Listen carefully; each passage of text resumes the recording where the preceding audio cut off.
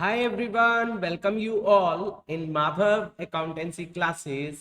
Guys, आज हम आप लोगों के लिए एक बहुत इंपॉर्टेंट चीज लेकर आए हैं जो सीयूईटी के लिए बच्चे प्रिपेयर कर रहे हैं उनके लिए। आज से हम one short video for every chapter we are going to prepare. आप लोगों के लिए हम एक शॉर्ट में पूरे चैप्टर को कवर करने वाले हैं जिसमें हम हर चीज आपको बताने वाले हैं जो आपके CUET exam point of view से बहुत ज्यादा इंपॉर्टेंट है। तो ये वीडियोस आप लोगों के लिए बहुत इंपॉर्टेंट रहने वाली है। मैं हर चीज आपको बताने वाला हूं जो आपको आपके एग्जाम में देखने को मिलेगी।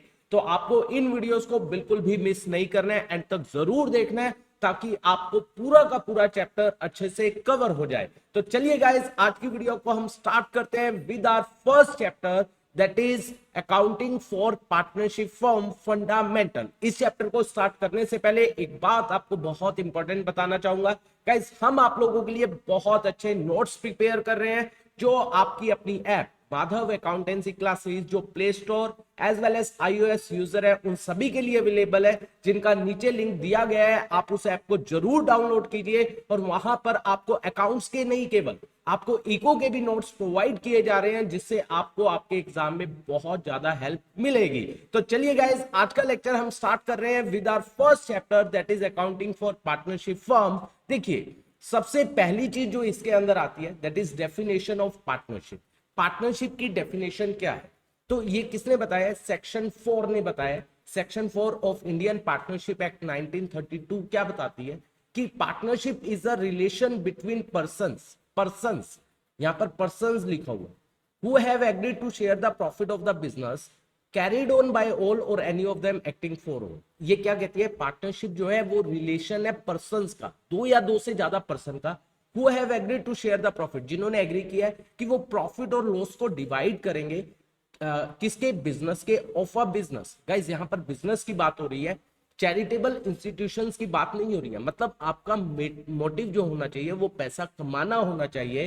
कैरिड ऑन बाय ऑल, जो सभी के द्वारा चलाया जा सकता है, या तो मान लीजिए हम 5 पार्टनर है, पांचों मिलकर चला सकते हैं, या any of them acting for all, 5 में से 4 कर रहे हैं काम, 5 में से 3 कर रहे हैं, 5 में से 2 कर रहे हैं, 5 में से 1 कर रहे हैं, any of them acting for all. तो ये हमारी क्या है? पार्टनरशिप की डेफिनेशन।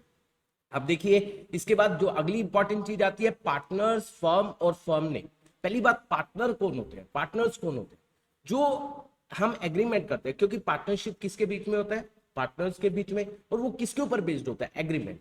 जो एग्रीमेंट होता है, जब हम उस एग्रीमेंट पर सहमत होते हैं तो हर एक व्यक्ति जो सहमत होगा दैट इज कॉल्ड पार्टनर, उसे पार्टनर बोला जाता है। Person entered into a partnership with one another individually, हर एक बंदा अकेला पार्टनर कहलाएगा जब उनको हम कलेक्ट कर देंगे। कलेक्टिवली कॉल्ड एज फर्म, उसे फर्म बोला जाएगा। And firms name, the name under which the business is carried on, जिसके अंदर हम बिजनेस को कैरी कर रहे हैं। मान लीजिए हम बात करें रिलायंस, रिलायंस तो चलो एक कंपनी हो गई, कोई भी फर्म, फर्म का नाम रखा जिसके अंडर हम बिजनेस को अपना चला रहे हैं। ठीक है गाइस, तो ये आपको क्लियर होना चाहिए। अब ये इंपॉर्टेंट आ रहा है, that is nature of partnership. देखिए, एक आता है अकाउंटिंग पॉइंट ऑफ व्यू, एक आता है legal point of view. Accounting point of view क्या कहते हैं कि जो ओनर है और जो बिजनेस है दोनों क्या है? अलग अलग, दोनों सेपरेट लीगल एंटिटी है, that is accounting point of view. तभी जो ओनर पैसा लगाता है बिजनेस के अंदर, कैपिटल, उसे वो अपनी बिजनेस क्या दिखाता है? लायबिलिटी, क्योंकि हम अकाउंटिंग किसके पॉइंट ऑफ व्यू से करते हैं? बिजनेस के पॉइंट ऑफ व्यू से।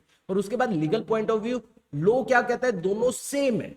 मतलब अगर फर्म अपने डेट को पे नहीं कर पाती है तो जो पार्टनर है उनकी प्राइवेट प्रॉपर्टी भी यूज की जाएगी फर्म के डेट को पे करने में। ठीक है गाइस, तो ये हमारा नेचर ऑफ पार्टनरशिप हुआ। इसके बाद बहुत इंपॉर्टेंट आ रहा है फीचर और कैरेक्टरिस्टिक्स ऑफ पार्टनरशिप। ठीक है, तो इसमें सबसे पहला आ रहा है 2 और मोर पर्सन। आप बहुत अच्छे से जानते हो एक पार्टनरशिप के लिए मिनिमम 2 पर्सन चाहिए, यस और नो? बिल्कुल। ठीक है, अब मिनिमम के बारे में कौन बताता है? पार्टनरशिप एक्ट, ये बताता है इंडियन पार्टनरशिप एक्ट। ठीक है गाइस, और मैक्सिमम के बारे में पार्टनरशिप एक्ट नहीं बताता है, बहुत ध्यान से सुनना, इसके बारे में बताता है कंपनीज एक्ट बताता है। कंपनीज एक्ट के कौन सा? Rule 10 of companies miscellaneous rule 2014 में बताया गया है कि जो maximum number of partner in a partnership that can B 50। Rule 10 of company miscellaneous rule 2014, ये बात आपको ध्यान रखनी है। तो मैक्सिमम 50 है as per rule 10 of company miscellaneous rule 2014।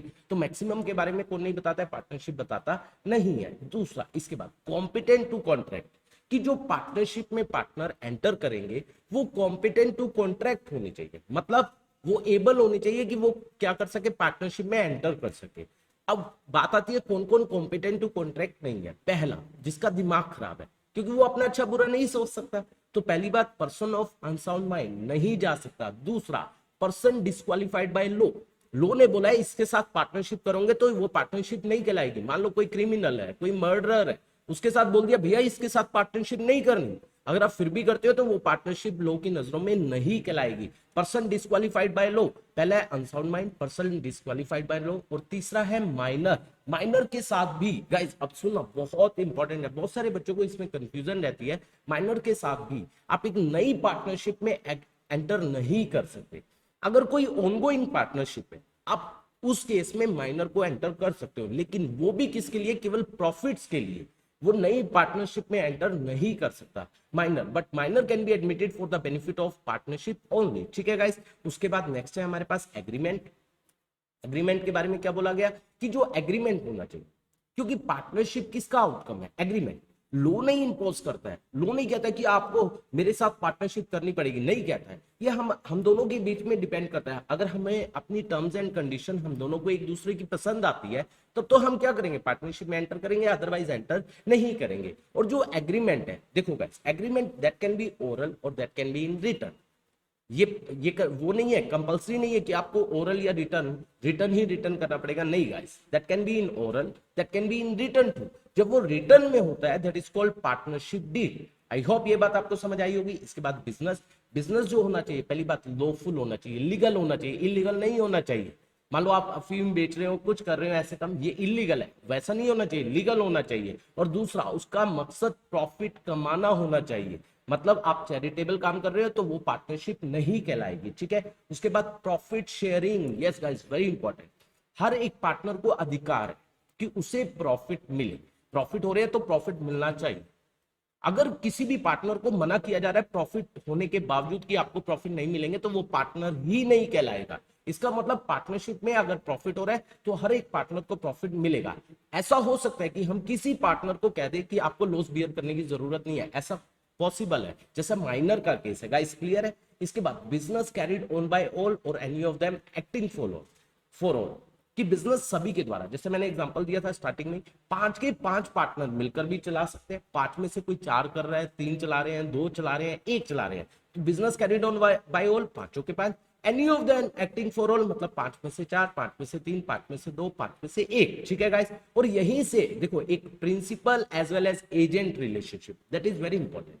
मान लीजिए हम दोनों पार्टनर हैं या हम 5 पार्टनर हैं, आप कहाँ गए, बाहर गए, आउट ऑफ स्टेशन गए, और हमने आपको फोन करके बोला कि उसके साथ ना एग्रीमेंट कराना, वहीं पर आप गए हुए हो कि उनके साथ जाकर किसी पर्सन के साथ एग्रीमेंट कराना, आपने वहां पर एग्रीमेंट किया। ठीक है, तो आपने उस एग्रीमेंट से हम बाकी चारों पार्टनर को भी बाइंड कर दिया, तो आप हमारे लिए एजेंट हो गए, हम सब आपके लिए प्रिंसिपल हो गए। ठीक है, अब मैं चला गया और मेरे पास फोन आ गया आप लोगों का कि एग्रीमेंट कराना, कॉन्ट्रैक्ट कराना, मैंने कॉन्ट्रैक्ट कर दिया। ठीक है, तो मैं एजेंट हो जाऊंगा, आप सब क्या हो जाओगे, प्रिंसिपल। तो हर एक पार्टनर एजेंट भी है और वो प्रिंसिपल भी है, और इसे म्यूचुअल एजेंसी भी बोला जाता है। ठीक है गाइस, इसके बाद लाइबिलिटी ऑफ अ पार्टनर, एक पार्टनर की लाइबिलिटी, हर एक पार्टनर ज्वाइंटली भी लाइबल है और अकेला अकेला भी लाइबल है। ठीक है गाइस, आगे आगे चलते हैं। इसके बाद right of a partner, rights of a partner, एक पार्टनर की क्या अधिकार है, आपकी क्या अधिकार है पार्टनरशिप में। पहली बात, आप बुक्स को चेक कर सकते हो।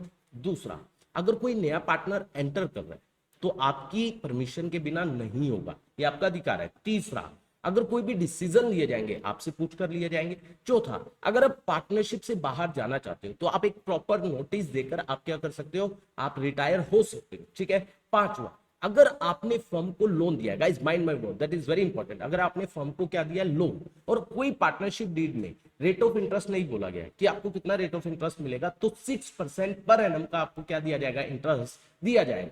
अगर कोई भी अगर कोई भी बिजनेस मैटर, तो आपसे क्या किया जाएगा, कंसल्ट किया जाएगा। इसके बाद ध्यान से सुनो, आप गए हुए थे बाहर, मान लीजिए आप चंडीगढ़ गए हुए, ठीक है, और हमने फोन करके बोला, फर्म ने आपको फोन करके बोला कि आपके पास 20,000 पड़े, आप बोले पड़े हैं, तो उस पर्सन को, किसी पर्सन को पे कर देना फर्म के नाम पे। आपने फर्म के बिहाफ पर पे कर दिया तो आपको अधिकार है कि आप आकर फर्म से पैसा रीइंबर्स वापस ले सकते हो, ये भी आपका क्या है, अधिकार। तो गाइस ये सब आपके राइट्स है। और लास्ट वन कि आप जो है फर्म की सारी प्रॉपर्टी के ज्वाइंट ओनर्स है, तो ये हमारे क्या हुए, राइट्स। इसके बाद आता है पार्टनरशिप डीड। पार्टनरशिप डीड अभी बताया कि जो एग्रीमेंट है, जो टर्म्स एंड कंडीशन हमारे बीच में हुई है, जिस पर हम एग्री कर रहे हैं, जब वो रिटर्न में होगी, लिखित में होगी, तो उसे पार्टनरशिप डीड बोला जाता है। और इसे एक और बोला जाता है आर्टिकल ऑफ पार्टनरशिप। ठीक है गाइस, तो यही बात बोल रहा है, when agreement is in written called partnership deed. और ये कैसा डॉक्यूमेंट है, लीगल डॉक्यूमेंट है, जो सभी पार्टनर क्या करते हैं, साइन करते हैं। तो इसके अंदर होता क्या क्या है, देखिए, name and addresses of partner, हर एक पार्टनर का नेम, एड्रेस, इसके बाद name and address of the firm, firm का, उसके बाद principal place of the business, nature, आप कैसा बिजनेस कर रहे हो, पेरिशेबल है या लॉन्ग इलास्टिक है, डेट ऑफ कमेंसमेंट, कब से आप क्या करने जा रहे हो, बिजनेस पार्टनरशिप आप कब से करने जा रहे हो, हर एक की कैपिटल कितनी होगी, कैपिटल फिक्स होगी या फ्लक्चुएटिंग होगी, interest on capital, interest on drawing, interest on capital दिया जाएगा या नहीं दिया जाएगा, दिया जाएगा तो क्या रेट होगा, सेम इंटरेस्ट ऑन ड्राइंग लिया जाएगा या नहीं लिया जाएगा, अगर लिया जाएगा तो क्या रेट ऑफ इंटरेस्ट होगा, प्रॉफिट शेयरिंग रेशियो क्या होगी, किसमें प्रॉफिट्स बांटेंगे,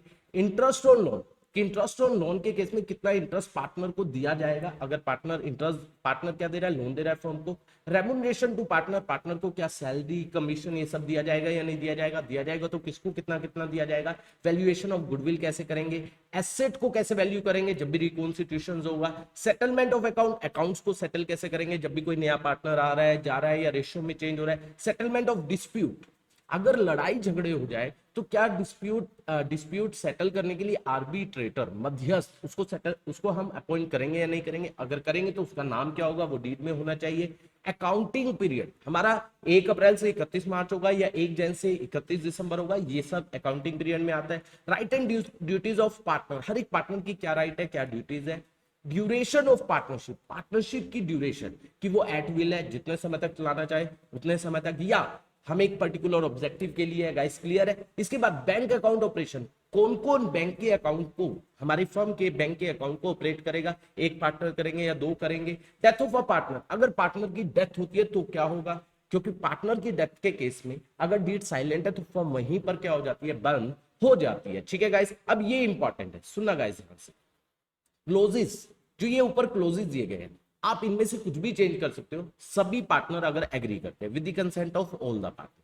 ठीक है, और जो ये क्लोजेस बनाए जाते हैं, जो ये डीड बनाई जाती है, वो किसके अकॉर्डिंग बनाई जाती है, stamp act, that is very very very important. और इसको हमें प्रेफरेबली, ये नहीं है कि आपको करवाना ही करवाना पड़ेगा, हमें करवाना चाहिए, किससे, with the registrar of firms. ठीक है गाइस, इसके बाद नेक्स्ट देखिए, इंपॉर्टेंस ऑफ पार्टनरशिप डीड। आपको पता है क्या फायदे होंगे, कि डिस्प्यूट सेटल हो जाएंगे, हर एक पार्टनर को अपनी राइट एंड ड्यूटीज के बारे में पता होगा। इसके बाद आ रहा है, is it essential to have partnership deed, क्या एसेंशियल है पार्टनरशिप डीड होना, नहीं गाइस, एसेंशियल नहीं है, हम ओरली भी कर सकते हैं। अगर हमारे पास पार्टनरशिप डीड नहीं है तो हम किस में, अगर पार्टनरशिप डीड साइलेंट है तो इंडियन पार्टनरशिप एक्ट 1932 के प्रोविजंस को क्या किया जाएगा, फॉलो किया जाएगा। तो यही बात कर रहा है, no if no partnership deed, provision of Indian partnership act 1932 will be applicable. ठीक है गाइस, इसके बाद provision in the absence of partnership deed. अब पार्टनरशिप डीड साइलेंट है तो क्या प्रोविजन फॉलो होते हैं, तो आपको पता है इंडियन पार्टनरशिप एक्ट 1932 के प्रोविजन फॉलो होंगे, जो क्या कहता है, ना तो कोई इंटरेस्ट ऑन कैपिटल दिया जाएगा, ना सैलरी दी जाएगी, ना कमीशन दिया जाएगा, ना इंटरेस्ट ऑन ड्रॉइंग लिया जाएगा। अगर इंटरेस्ट ऑन लोन की बात आएगी तो 6% पर एनम का क्या दिया जाएगा, इंटरेस्ट दिया जाएगा। और उसके बाद अगर कोई पार्टनर आता है तो सबकी कंसेंट से होगा। तो देखिए, प्रॉफिट शेयरिंग रेशियो इक्वल होगी, पहली बात। उसके बाद कोई interest on capital, interest on range, ये सब दिया और लिया नहीं जाएगा। इंटरेस्ट ऑन लोन होगा 6% पर एनम। नो रेम्युनरेशन, मतलब सैलरी कमीशन कुछ नहीं होगा। न्यू पार्टनर जो एडमिट होगा with the consent of all the partner. अब देखो, ये बहुत इंपॉर्टेंट प्रोविजंस आ रहे हैं। कौन कौन से important provision of Indian partnership act 1932। पहला आ रहा है सेक्शन 30, जो माइनर की बात करो, कि माइनर केवल एडमिट जो हो सकता है वो किसके लिए हो सकता है, प्रॉफिट्स के लिए हो सकता है। ठीक है गाइस, और सभी पार्टनर की कंसेंट से। ठीक है, उसके बाद सेक्शन 31 की जो एडमिशन होगा एक पार्टनर का, वो कैसे होगा, with the consent of all the partner, या जैसा हमने डीड में लिखा हुआ है वैसे।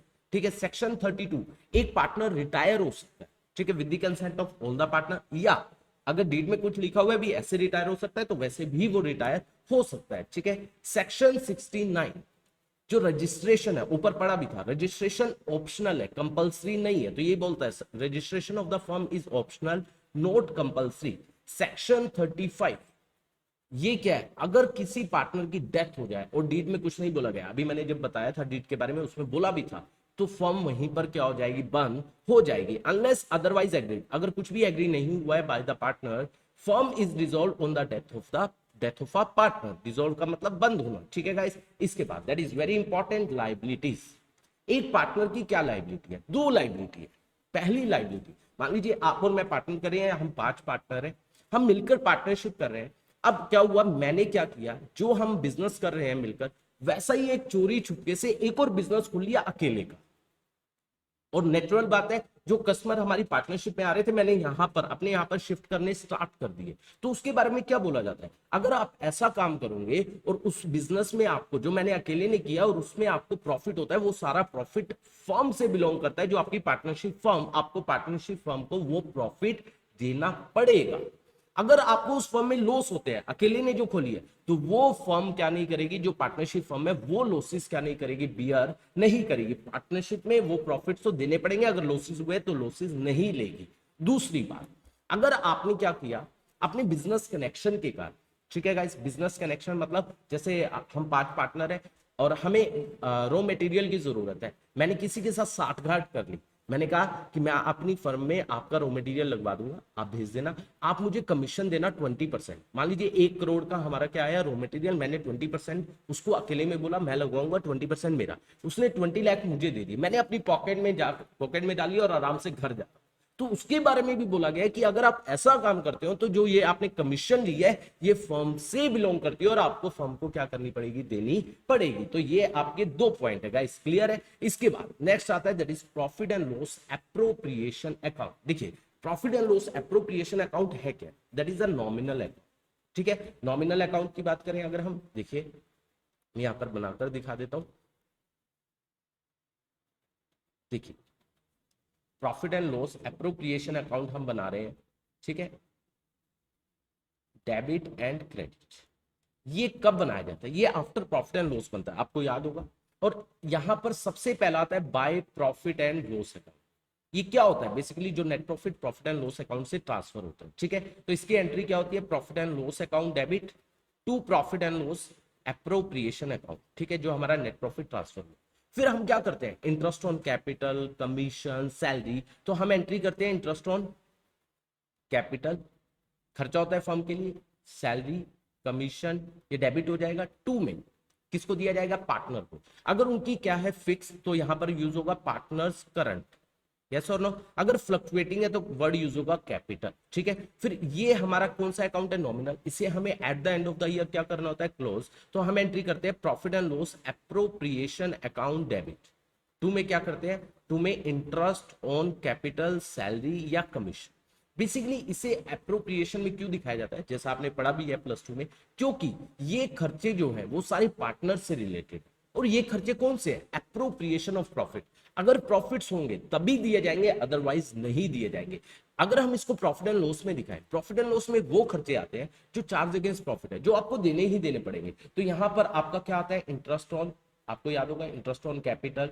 2 में आपका क्या आता है, सैलरी। 2 में क्या आता है, कमीशन, ठीक है गाइस। तो ये सब आपका यहाँ पर क्या किया जाता है, शो किया जाता है, ठीक है। अगर आप रिजर्व में डाल रहे हो तो आप एंट्री करते हो profit and loss appropriation to reserve, क्योंकि रिजर्व में भी तभी जाता है जब प्रॉफिट्स होंगे, ठीक है। तो ये भी एप्रोप्रिएशन होता है। तो यहाँ पर 2 में क्या आ जाएगा, रिजर्व, ठीक है गाइस, ये आ जाएगा। और इंटरेस्ट ऑन ड्रॉइंग पार्टनर से लिया जाएगा तो फर्म के लिए इनकम होगी, तो यहाँ पर क्या आ जाएगा, 2 में इंटरेस्ट ऑन ड्रॉइंग। देखिए इंटरेस्ट ऑन ड्रॉइंग इनकम है, क्रेडिट कर दिया, और किससे लिया जाएगा, पार्टनर से। अगर फिक्स है तो करंट अकाउंट यूज होगा, पार्टनर्स करंट अकाउंट डेबिट, ठीक है, अकाउंट डेबिट। अगर क्या है फ्लक्चुएटिंग तो कैपिटल अकाउंट डेबिट, ठीक है गाइस, ये आपको पता ही है।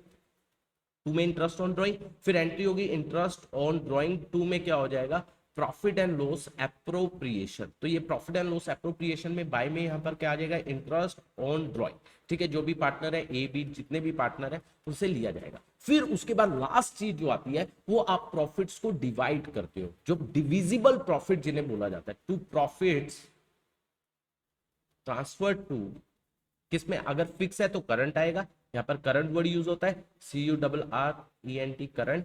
अगर वो है क्या, फ्लक्चुएटिंग, तो क्या यूज होगा, कैपिटल, उसमें डिवाइड कर दिया जाएगा। ठीक है गाइस, और इसकी एंट्री क्या होती है, profit and loss appropriation to partners capital और करंट। तो ये आपका कौन सा अकाउंट है, profit and loss appropriation account. तो चेक कीजिए गाइस, ये हमारा नॉमिनल अकाउंट है। इसके अंदर कौन सी एंट्रीज आती है गाइस, इसके अंदर जो एंट्रीज आती है किससे रिलेटेड, पार्टनर से related, like interest on capital, interest on drawing, salary, commission is transfer to profit and loss appropriation account. केवल क्या नहीं आता है, इंटरेस्ट ऑन लोन और रेंट, क्योंकि ये क्या होते हैं, इंटरेस्ट ऑन लोन और रेंट, ये चार्ज अगेंस्ट प्रॉफिट होते हैं, ये आते हैं प्रॉफिट एंड लॉस अकाउंट में। ठीक है, ये एप्रोप्रिएशन ऑफ प्रॉफिट है, जब प्रॉफिट होंगे तभी दिए जाएंगे। Prepared only by partnership firm, ये कौन बनाता है, केवल partnership firm. Prepared after profit and loss account, ये प्रॉफिट एंड लॉस के बाद बनता है। Prepared as per partnership deed, क्योंकि पार्टनरशिप डीड के अंदर बोला होता है कि पार्टनरशिप डीड के अंदर बताया जाएगा इंटरेस्ट ऑन कैपिटल कितना देना है, सैलरी, कमीशन, ये सब उसके अंदर होता है। अगर वो नहीं है तो इंडियन पार्टनरशिप एक्ट 1932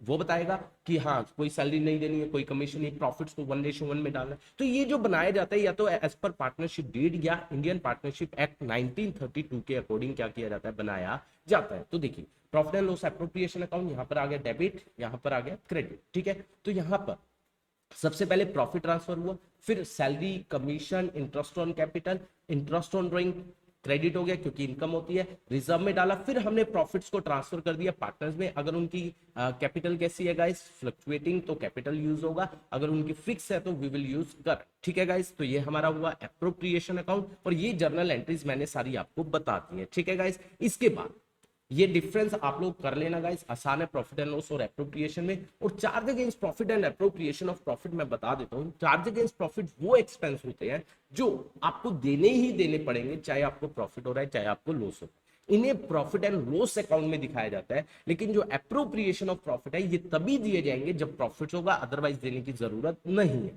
तो चार्ज अगेंस्ट प्रॉफिट में क्या आते हैं, जैसे आपका इंटरेस्ट ऑन लोन, ये आपको देना ही देना पड़ेगा, रेंट, पार्टनर का रेंट देना ही देना पड़ेगा, इधर interest on capital, profit and loss appropriation में interest on capital, salary, commission, ये सब आते हैं। अब बात आती है, दैट इज वेरी इंपॉर्टेंट, कि इंटरेस्ट ऑन कैपिटल को कैसे कैलकुलेट किया जाए। ठीक है, इंटरेस्ट ऑन कैपिटल पहली बात कब दिया जाता है, बहुत सारे बच्चे बोलते हैं जब डीड में बोला जाता है, ये तो बात सही है, लेकिन इसका ये करेक्ट आंसर नहीं है। इंटरेस्ट ऑन कैपिटल कब दिया जाता है, मान लीजिए आप और मैं पार्टनर है, आपने भी 10 लाख लगाया, मैंने भी 10 लाख लगाया, और हमें प्रॉफिट जो है मुझे मिल रहा है 60%, आपको मिल रहा है 40%, क्या आप इसको एग्री करोगे या नहीं करोगे, नहीं करोगे, क्योंकि हमने कैपिटल इक्वल लगाई है और आपको कम मिल रहा है। तो आप क्या कहोगे, भी मेरे को प्रॉफिट अगर कम मिल रहा है तो मेरी कैपिटल भी कम बननी चाहिए, तो मैंने ज्यादा लगाई हुई है, या मुझे उस ज्यादा कैपिटल के ऊपर क्या दो, इंटरेस्ट। पहला केस, ठीक है गाइस, जब अपनी कैपिटल क्या है सेम लेकिन रेशियो क्या है अलग अलग। दूसरा, आपने कैपिटल लगाई है 15 लाख, मैंने लगाई है 10 लाख, हमें 50-50% मिल रहा है, आप कहोगे ऐसे कैसे हो सकता है, मुझे ज्यादा मिलना चाहिए। तो गाइस इस केस में भी आप जो 5 लाख आपने एक्स्ट्रा लगाए हो उसके लिए आप क्या मांग सकते हो, अपना इंटरेस्ट मांग सकते हो। तो देखिए, अलाउड टू कंपनसेट ये क्यों दिया जाता है, for contributing capital to firm in excess of PSR, कि आपकी पीएसआर प्रॉफिट शेयरिंग रेशियो से ज्यादा कैपिटल है। इफ ये तो है ही है, अगर पार्टनरशिप डीड में होगा तभी मिलेगा interest. Why interest on capital, capital अलग है बट प्रॉफिट शेयरिंग रेशियो जो है वो इक्वल है। ठीक है, और दूसरा मैंने जो दो केसेस अभी बताए, कैपिटल आपका कैपिटल सेम है लेकिन प्रॉफिट शेयरिंग रेशियो जो है वो आपकी अलग अलग है। इसके बाद इंपॉर्टेंट क्या बोला गया कि यूजुअली कब नहीं दिया जाता है, मान लीजिए आपने भी 10 लगाए मैंने भी 10 लगाए और हमें 50-50% मिल रहा है, क्या मिल रहा है, प्रॉफिट, तो यूजुअली तब नहीं दिया जाता है। ठीक है गाइस, अब बात आई हाउ टू गिव, कैसे दिया जाएगा। गाइस ये दिया जाता है हमेशा ओपनिंग कैपिटल पर, जितना फर्म ने आपका पैसा यूज किया है जितने समय के लिए, तो जितने समय के लिए, तो वो आपका ओपनिंग कैपिटल से पता चलता है। तो firstly you have to calculate opening capital. तो कह रहा है फॉर द टाइम, ये किस पर दिया जाता है, जितना पैसा फर्म ने आपका यूज किया, capital is used by the business, that's why interest on capital हमेशा किस पर निकाला जाता है, ओपनिंग बैलेंस पर, अगर कोई एडिशनल कैपिटल नहीं है या विड्रॉल नहीं है। ठीक है, मान लीजिए आपने क्या किया, 10 लाख रुपए लगाया, पूरा साल लगाया, तो पूरा साल फर्म ने आपका 10 लाख यूज किया, तो 10 लाख पर आपको क्या मिलेगा, इंटरेस्ट मिलेगा। अब मान लीजिए 10 लाख आपने स्टार्टिंग में लगाया, ठीक है, 5 लाख आपने और लगा दिया, कब, 1 अक्टूबर को। देखो, तो फर्म ने क्या आपका 10 लाख पूरा साल यूज किया है, यस। क्या 5 लाख 6 महीने के लिए यूज किया है, यस। तो 10 लाख पर इस पे भी मिलेगा और 5 लाख पर 6 महीने का इस पर भी दिया जाएगा। तो अगर एडिशनल कैपिटल है तो एडिशनल कैपिटल 2 मतलब 5 लाख पर 6 मंथ्स का जितने समय के लिए यूज किया है उस पर भी दिया जाएगा। ठीक है, अब मान लीजिए लेट्स सपोज 10 लाख थी और आपने 2 लाख क्या कर लिया, विड्रॉ कर लिया। कब किया, 1 अक्टूबर को। ठीक है, आपने ये विड्रॉ कर लिया। अब आपको 10 लाख पूरे साल का नहीं मिलेगा, आपको जो 10 लाख मिलेगा वो कितने मंथ्स का मिलेगा, 6 मंथ्स के लिए मिलेगा, क्योंकि 10 लाख फर्म ने आपका 6 मंथ्स यूज किया है। और बाकी कितना, दैट इज 8 लाख। 8 लाख जो है बाकी 6 महीने यूज किया, तो 8 लाख पर 6 मंथ्स का आपको क्या दिया जाएगा, इंटरेस्ट दिया जाएगा। तो interest is not allowed on the amount of withdrawal. जो 2 लाख विड्रॉ किया है इस पर आपको इंटरेस्ट मिलता नहीं है from the date of withdrawal till the end of accounting period. तो what is the main important thing कि you have to calculate opening capital. अगर आपको ओपनिंग कैपिटल क्वेश्चन में गिवन है वैलिड गुड, अगर नहीं गिवन है तो गाइज आपको कैलकुलेट करनी पड़ेगी। तो ओपनिंग कैपिटल कैसे निकालते हैं, देखिए ध्यान से देखिए।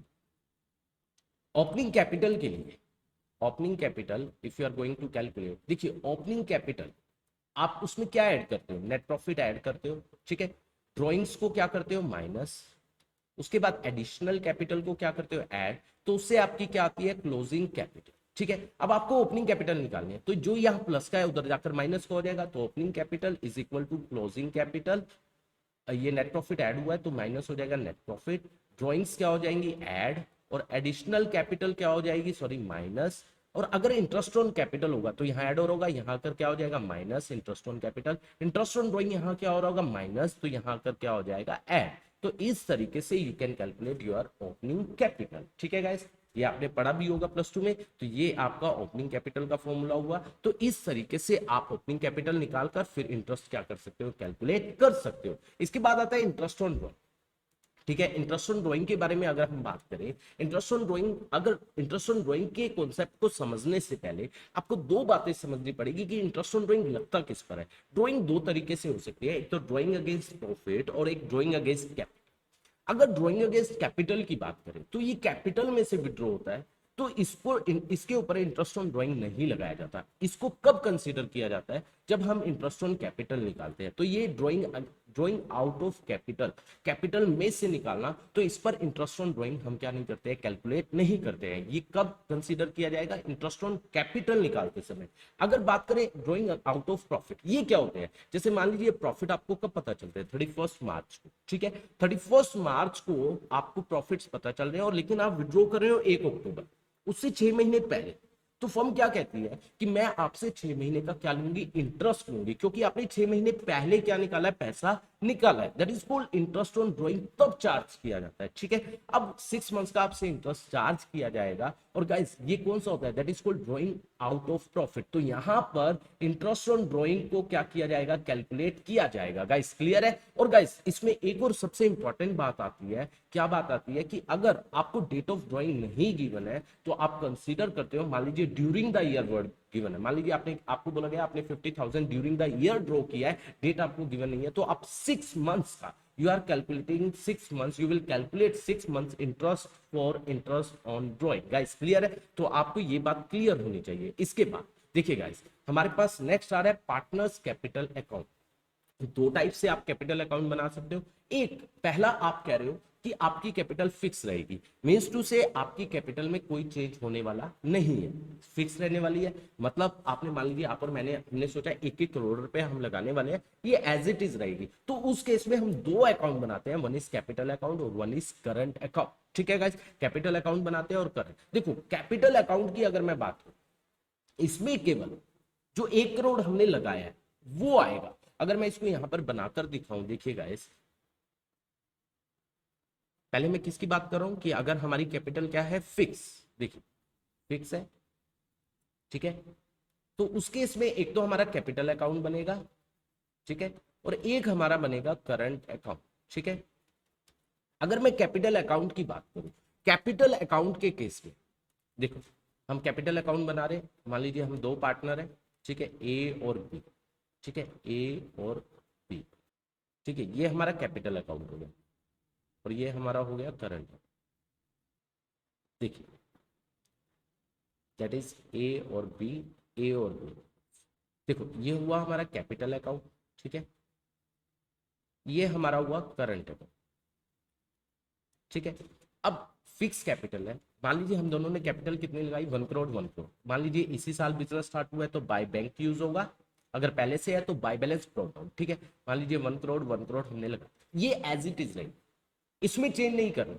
अब पार्टनर से रिलेटेड जो पार्टनर्स कैपिटल या करंट में जाती है, बहुत सारी चीजें होती है। अगर आप फिक्स कैपिटल अकाउंट बनाते हो तो इंटरेस्ट ऑन कैपिटल, ठीक है, उसके बाद कमीशन, उसके बाद interest on capital commission salary, ठीक है, उसके बाद हमारे पास ड्रॉइंग, उसके बाद हमारे पास इंटरेस्ट ऑन ड्रॉइंग, ठीक है, उसके बाद प्रॉफिट्स, डिविजिबल प्रॉफिट जो प्रॉफिट एंड लॉस एप्रोप्रिएशन से आते हैं, ये सब चीजें, ये सब चीजें हर साल होती है। तो इससे क्या होगा, कैपिटल चेंज होगा, तो ये सब चीजें यहां नहीं आती है। इन सबको कहां दिखाया जाता है, करंट अकाउंट में। तो हम क्या करते हैं, बाय, यहां पर क्या लिख देते हैं, इंटरेस्ट ऑन कैपिटल, कैपिटल बढ़ जाएगी, बाय सैलरी, ठीक है, बाय ड्रॉइंग, सॉरी ड्रॉइंग नहीं, बाय सैलरी, बाय कमीशन, ठीक है, इससे भी कैपिटल बढ़ेगी, ड्रॉइंग है तो कैपिटल कम होगी, to drawing, to interest on drawing, ठीक है गाइस। उसके बाद प्रॉफिट हुए हैं तो by profit and loss appropriation, तो ये सब हमने किया और इसके बाद हमने बैलेंस किया, ठीक है गाइस, बैलेंस कर दिया। अब जो सबसे इंपॉर्टेंट है, अब ध्यान से सुनो, अगर परमानेंट एडिशन है, हम सोच रहे हैं कि 50-50 लाख और ले, ठीक है, परमानेंट एडिशन कैपिटल में ही आएगा क्योंकि वो परमानेंट लेकर आ जाए, तो बाय बैक मान लीजिए हम 50 लाख और 50 लाख और ले, और अगर हम परमानेंट विड्रॉ कर रहे हैं तो यहां पर आएगा, देखो permanent withdraw that is drawing against capital, उसकी एंट्री क्या होती है, कैपिटल अकाउंट डेबिट, टू में क्या होती है, बैंक, तो ये यहां पर आएगा, तो टू में यहां पर क्या आ जाएगा, बैंक।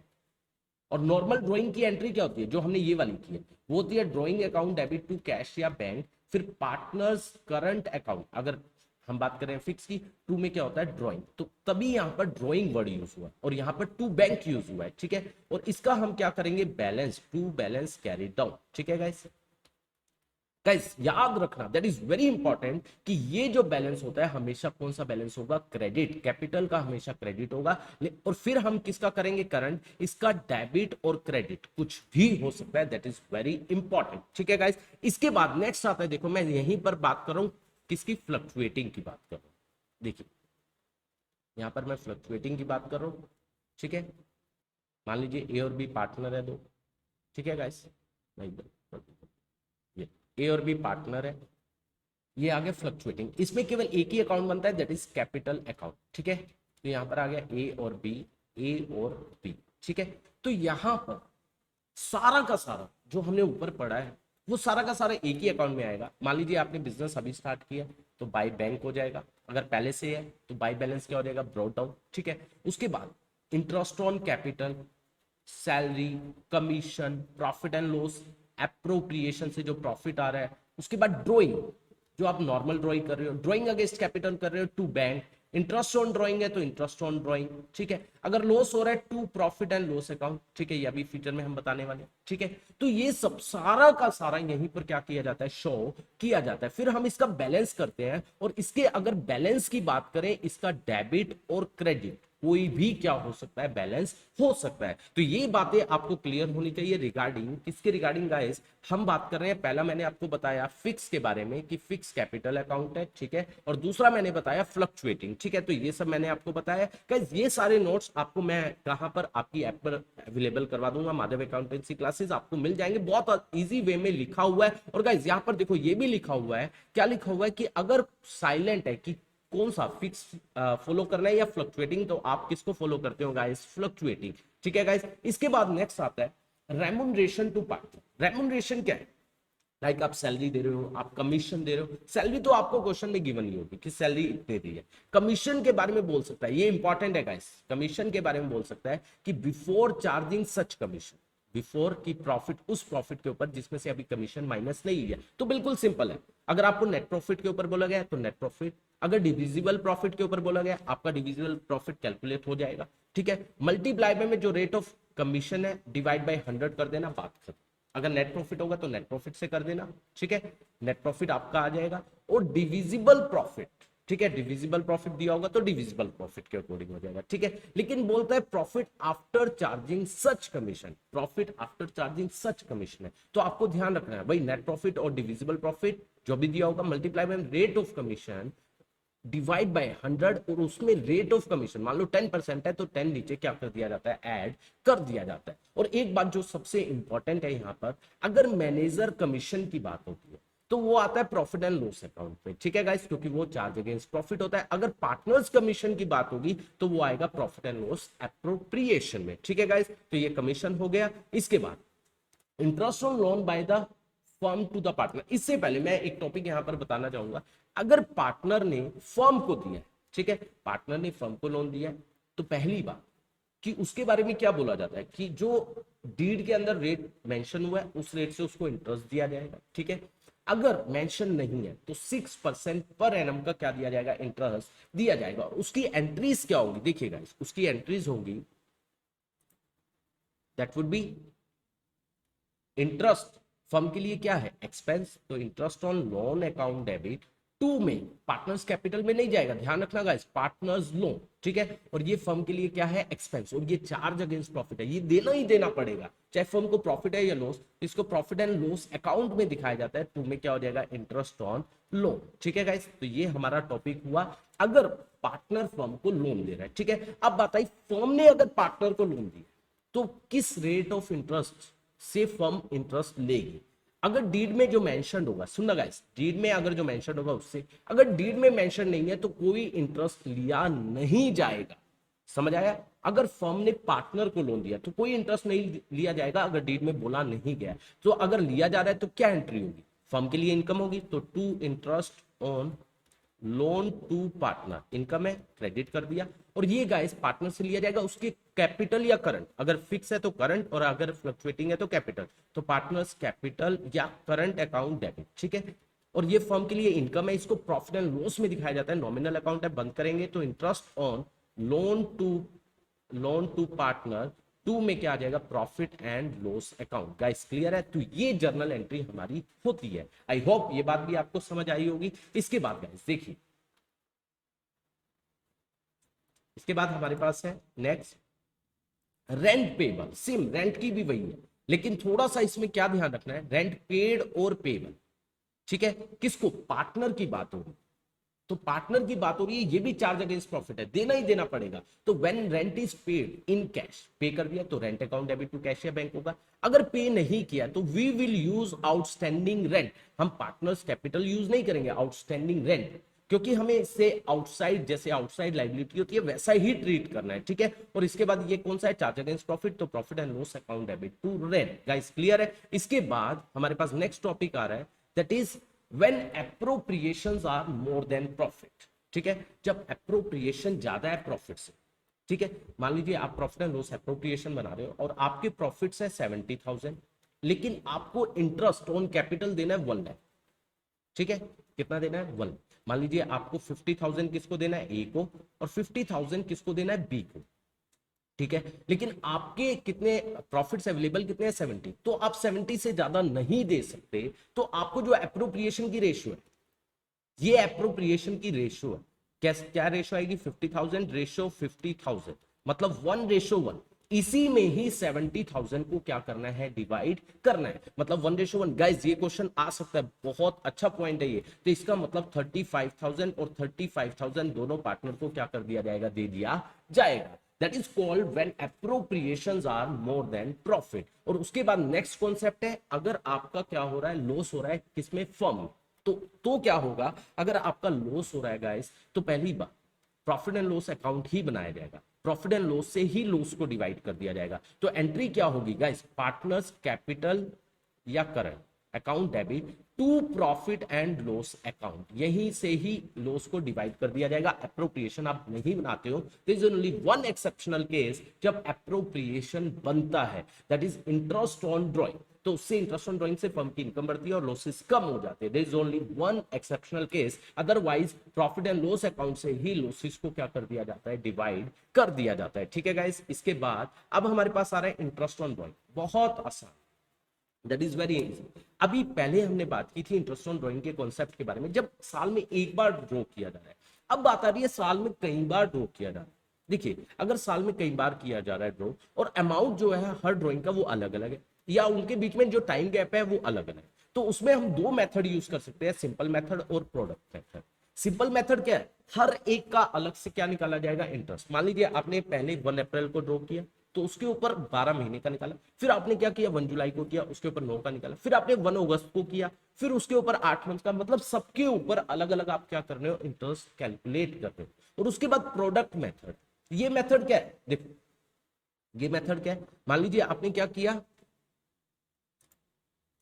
आपने पहला 1 अप्रैल को किया था, वहां पर 1 अप्रैल को कितना किया था 20,000, ठीक है। फिर आपने 1 जुलाई को किया कितना 30,000, फिर आपने 1 अगस्त को किया, ठीक है।